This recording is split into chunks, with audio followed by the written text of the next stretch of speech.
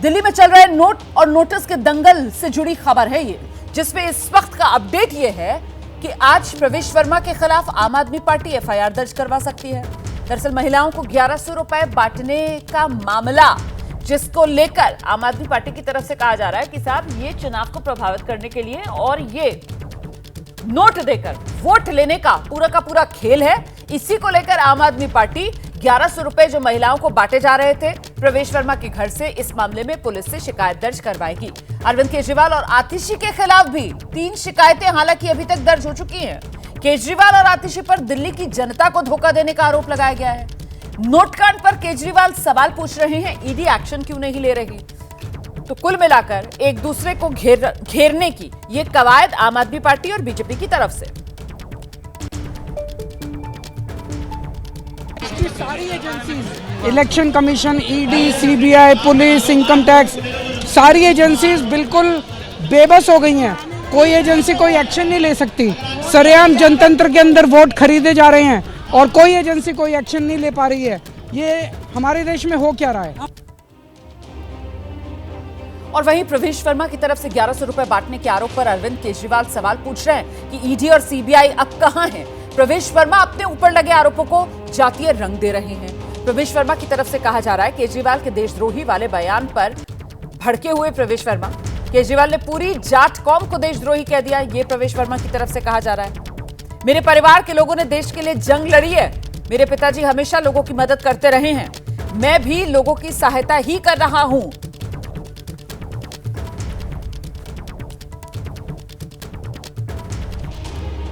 प्रवेश वर्मा की तरफ से एक्स पर यह पोस्ट किया गया।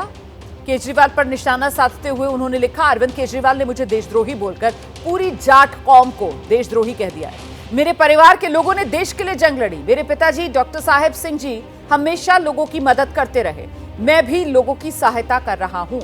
दिल्ली देहात कभी केजरीवाल को माफ नहीं करेगा।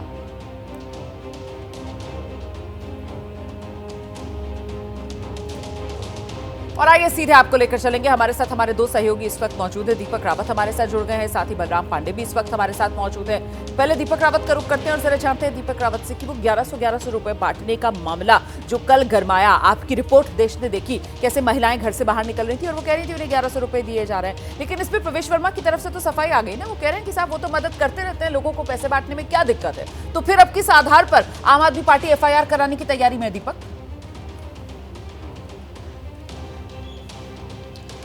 दरअसल आम आदमी पार्टी का रोमाना ये कहना है कि ये सीधे तरीके से वोट खरीदने की कोशिश की जा रही है और अभी चुनाव की घोषणा भी नहीं हुई और उससे पहले इस तरीके से खरीदा जा रहा है। और भी जगह कैंप लगाए गए हैं, सिर्फ कल की बात नहीं है, कुछ और जगह पे कैंप लगाए गए हैं, वहाँ पर भी ये कार्ड बनाए जा रहे हैं। और कार्ड बांटने के दौरान ये कहा जा रहा है कि इस कार्ड को लेकर आपको प्रवेश वर्मा का जो सरकारी आवास है, जो अभी तक उन्होंने खाली नहीं किया, हालांकि वो अब सांसद नहीं है, लेकिन उस सरकारी आवास पर बुलाया गया और कहा गया कि 1100 रुपये वहाँ दे दिए जाएंगे। और उनका अकाउंट नंबर भी जो है वो नोट किया जा रहा है और कहा जा रहा है कि इस महीने कैश दे रहे हैं और अगले महीने से उनके अकाउंट में पैसे आएंगे। तो ये लगातार हो रहा है, कोशिश ये की जा रही है कि इसको एक तरीके से लोगों को खरीदने की। और यही वजह है कि नई दिल्ली विधानसभा क्षेत्र में जहां पर ये हो रहा है, वहीं से एक शख्स ने कल शिकायत भी दी है बाराखंबा थाने में और कहा है कि लोगों को भ्रमित करने की कोशिश की जा रही है, सीधे तौर पर वोट की खरीद की जा रही है। और यही मुद्दा जो है आम आदमी पार्टी भी उठा रही है। आम आदमी पार्टी के नेताओं का ये कहना है कि इस पर ईडी सीबीआई की भी रेड होनी चाहिए। वो एजेंसियां क्यों नहीं देख रही कि अगर इतना कैश कोई बांट रहा है अपने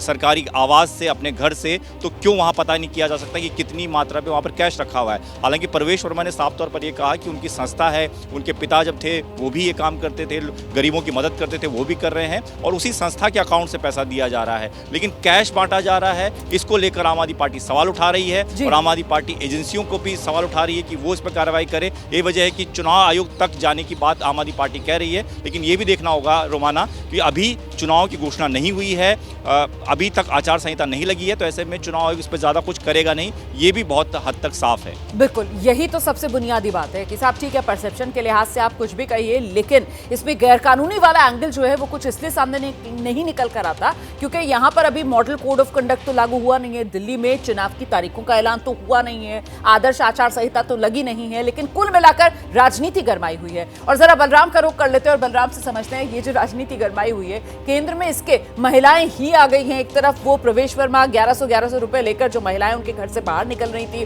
और दूसरी तरफ दिल्ली सरकार की हम अगर सत्ता में आएंगे तो 2100 रुपए देंगे और आइए इस योजना के तहत रजिस्ट्रेशन करवा लीजिए, जिसको खुद दिल्ली सरकार के विभाग ही पब्लिक नोटिस जारी करके कहते हैं कि साहब ये मामला धोखाधड़ी का है।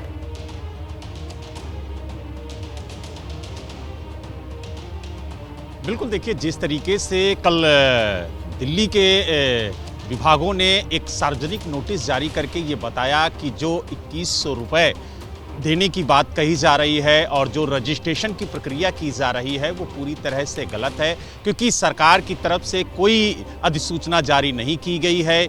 इस तरीके की कोई भी योजना अभी सरकार की तरफ से नहीं लाई गई है, और अगर कोई महिला अपने दस्तावेज देती है तो उससे धोखाधड़ी की जो आशंका है वो भी बढ़ जाती है। और यही वजह है कि जब ये सार्वजनिक नोटिस सामने आया तो लोग डरे और कुछ लोगों ने थाने में जाकर के शिकायत भी की। आपको बता दें कि बदरपुर की एक महिला है जिसने थाने में जाकर के शिकायत दी कि उसके पास एक फ़ोन आया और फ़ोन पर उससे आधार कार्ड और निर्वाचन कार्ड मांगा गया और उससे कुछ डिटेल मांगी गई।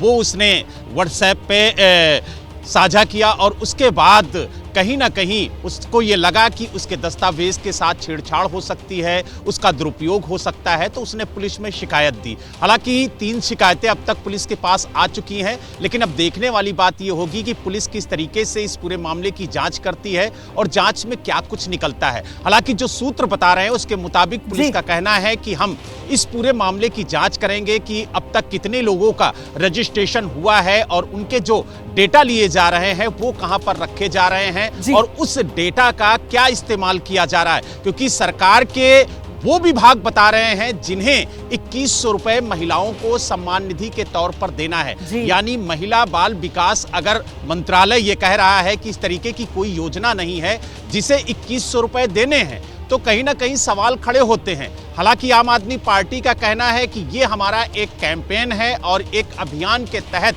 हम इस योजना को लाने की बात कर रहे हैं। अभी तक उन्होंने ये भी कहा कि जो 1000 रुपए देने की बात हुई थी, जो मंत्रिमंडल ने उस फैसले को मंजूरी दी थी और उसके बाद उस फाइल को हमने एलजी के पास भेजा था, उसका नोटिफिकेशन भी उन्होंने सार्वजनिक किया। लेकिन कहीं ना कहीं अब सवाल खड़े हो रहे हैं कि जिस तरीके से जिस विभाग को पैसा देना है, अगर वही विभाग सार्वजनिक नोटिस जारी करके ये कहता है कि ऐसी कोई योजना नहीं है, ऐसी कोई अधिसूचना सरकार की तरफ से जारी ही नहीं है, तो आम जनता तो डरेगी ही। और शायद यही वजह है कि अब एक करके तो बलराम पांडे, इसीलिए तो सियासी वार पलटवार में अब एफआईआर बनने जा रही है। क्या नया हथियार? बहुत शुक्रिया फिलहाल बलराम आपका भी, दीपक रावत आपका भी इस तमाम जानकारी के लिए। देखिए, एक तरफ दिल्ली में चुनावी लड़ाई पैसे बांटने के आरोपों पर आ गई है, वार पलटवार का ये दौर चल रहा है। आम आदमी पार्टी प्रवेश वर्मा के बहाने पूरी बीजेपी को घेर रही है, बीजेपी पर हमलावर है। और वहीं दूसरी तरफ आम आदमी पार्टी को भी जोर का झटका लगा है।